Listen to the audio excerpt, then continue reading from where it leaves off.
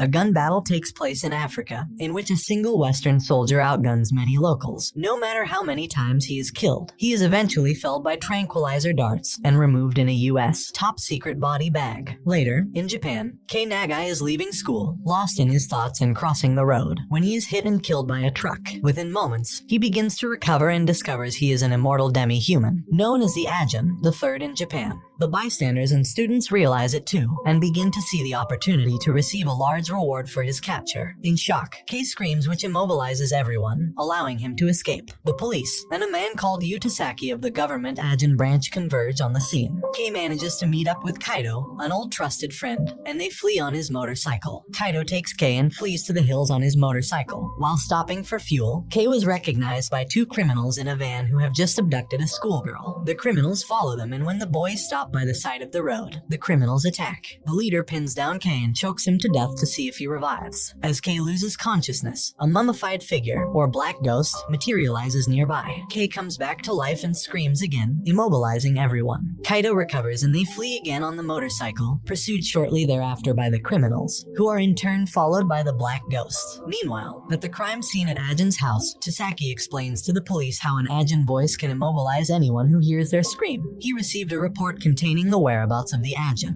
He orders tranquilizer guns for the police as the best way to stop an Ajin. Kaido and Kei manage to cross a railway line, but as the criminals cross the tracks behind them, the black ghost immobilizes the driver, and their van is destroyed by an oncoming train.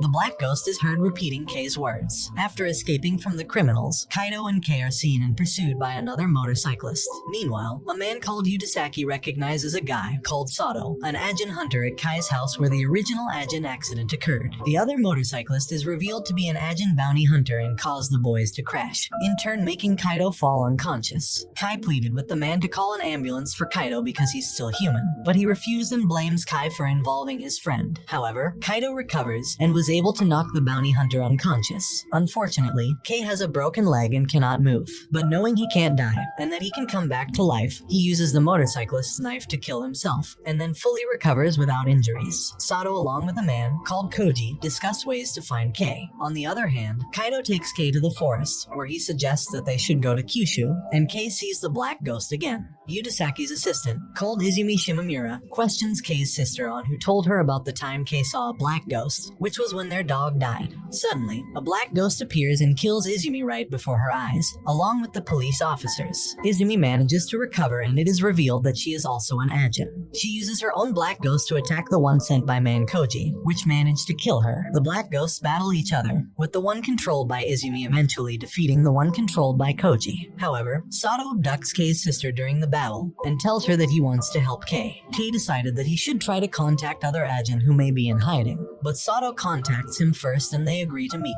Kei leaves while Kaido is sleeping and meets Sato, but before Kei can decide whether to trust Sato, he is shot by a tranquilizer dart. Sato decides that Kei is inexperienced and must be educated. Yutasaki and the police arrive and take Kei into custody. Sato reveals that it was his plot to have Kei captured by the government, so that they would mistreat him and thus turn him against humans. The government surgeons began experimenting on Kei in a sealed room. Under intense pain, his black ghost appears, but Kei resists using it to kill the surgeon. Sato and Tanaka mercilessly attack the installation, until Sato finally reaches Kei to free him. However, Sato discovers that Kei has not become the vengeful Ajin that he expected, and considers his strategy a failure. Sato suspects that something is different about Kei, and when Sato starts to kill helpless surgeons, Kei disapproves and kills Sato. In the Ajin Research Center, a man called Akuya tries to explain the black ghosts, and Yutasaki insists that Izumi should stay by his side to protect him. Sato hunts Kei to kill him permanently, but Kei decides to help the surgeons escape and act as a decoy. He attacks Sato but fails, and as Sato is about to kill Kei, his black ghost appears and saves him. As Kei and the remaining surgeon try to escape the installation, Sato catches them again, so Kei calls upon his black ghost, but so does Sato. The black ghosts attack each other, and neither wins, but the distraction enables Kei to escape to the nearby river. After losing the sample, Kei and Tasaki receive a warning from the minister. He recalls the time when the minister offered him a position in the Ajin Control Commission, and where he saw weapons being tested on Ajin 2 for potential profit. As Sato leaves the research complex, he addresses the media, and uses them to publicize the fact that the government conducts inhumane experiments on Ajin, and announces a public meeting, planning to attract other Ajins to the event. At the event, Tanaka uses his Ajin skills to address only the black ghosts of Ajin, who show up at the public meeting, telling them the real meeting place. Meanwhile, Tasaki pursues his own agenda to get more information about the Ajin. He kidnaps the expert biophysicist, Akuya, and leaves a damaged body in his place. Later, he visits a hospital where his fiancée lies in a coma because she couldn't afford the high cost of her treatment. Kei recovers from drowning in the ocean, but has an accident with an old lady on a bicycle. He decides to stop and help her. Sato addresses the 7 Ajin who attend his private meeting, and gives them the option of joining him in a massacre. Those that don't, he plans to keep as captives. 3 decide to join him, but 4 do not. 2 are shot and 2 run, but only one young boy, Nakano, escapes. Kei helps the old lady home, and although she realizes he's an Ajin, takes no action. Kei uses the opportunity to carry out some tests of his own, to summon the black ghost. Nakano arrives home to find a bunch of armed men sent by Tasaki to capture him. Before he's caught, an ambulance called by a neighbor arrives and takes Nakano to the hospital. He dies, but reawakens and escapes. Meanwhile, Sato releases a public message threatening to change public opinion by force, commencing with an attack on a pharmaceuticals company in 10 days. Nakano comes across a black ghost's tracks and finds Kei, who is now acting as the grandson of the old lady in the village with her consent. Nakano suggests that they join forces to fight Sato. Although Kei agrees with him, he really just wants a peaceful life, so he traps Nakano in an abandoned truck to restrain him. Meanwhile, Sato and the new Ajin prepare for war on humanity. Back at the Ajin Control Commission, a man called Sakabi, who is a high-ranked member of the Ministry of Health, is assigned to monitor Tasaki and possibly become his successor. Regardless, Tasaki continues to brutally question Akira, who is his captive,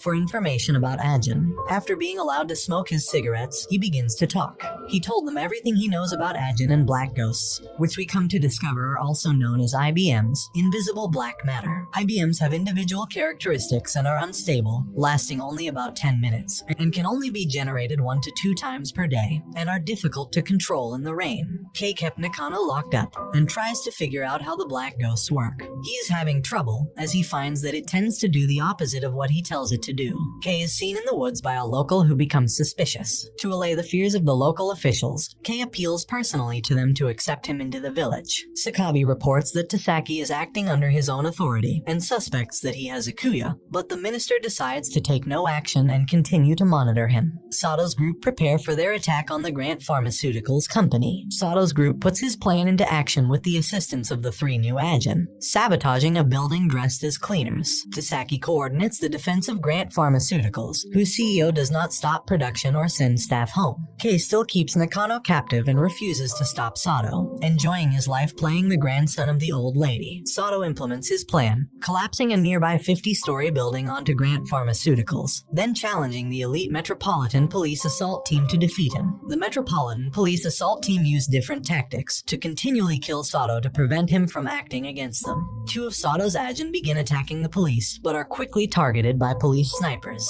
However, in retaliation, Tanaka uses his black ghost to attack the snipers. A break in the action enables Sato to revive and use his black ghost to distract the Metropolitan Police assault team so he can wipe them out by firing at close range. After killing them all, Sato calmly walks away. Mr. Keita, the villager who saw Kei in the woods, sees the ensuing news coverage and recognizes a picture of Kei. Mr. Keita reports Kei to the police to claim a reward. Yudasaki orders all available forces to the area to catch Kei. When Kei is confronted by the police, he uses his black ghost to delay them, allowing him to escape into the woods. He uses Nakano's phone to throw the police off his trail, but Tasaki realizes it's a ruse and closes in. Kei releases Nakano and they try to escape together, but they are intercepted by Tasaki, who shoots them with tranquilizer darts. Kei manages to invoke his black ghost to attack Tasaki, but Izumi invokes hers to intercept it. The black ghosts battle each other, and it gives time for Kei and Nakano to revive and run. Izumi's black ghost pursues them, but much to Tasaki's and Izumi's surprise, Kei manages to keep on recreating his. The boys manage to escape, and Kei finally decides it's time for them to take out Sato, blaming him for the destruction of his peaceful life. Sato makes another public broadcast, announcing a second wave action to assassinate 15 people involved in the conspiracy against Ajin.